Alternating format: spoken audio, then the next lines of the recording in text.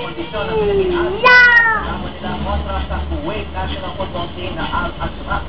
Pero ilang miyembro ng grupo na Phil Young Husband kung makasali Oh, sing na sing. Kanta na.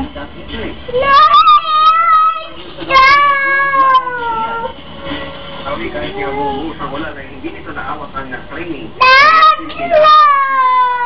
Sa Muntinlupa City. Oh, kanta na. Kanta pa, Ben.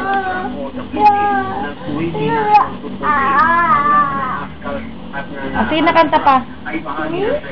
Ayaw na? Patayin ko na? Pagod na?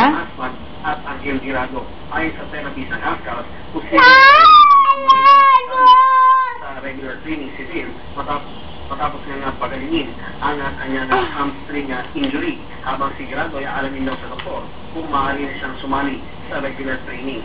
Tuloy bukas ang pag-uwi ni Grado pa Isabela kung saan inaasahan ng mapapagalan bilang anak ng nalabigan sa bayan ng Ilaga mula ng Ian Cruz Jimmy.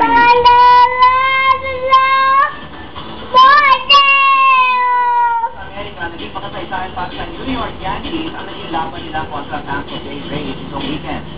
Dahil bukod sa nanalo ang grupo na isalaman ng kanilang ang shortstop na Major League Baseball player ang magawa nito. Sa first inning pa lang, patok na ang 2,999 hit ni Jeter na nagbigay ng advantage sa Yankees. At hit na nag-resulta pa sa home run. Nagdiwang naman ng mga fan, lalo na sa ma-injure sa emotional, Grand Slam Series champion Andre Agassi matapos siyang mapapilang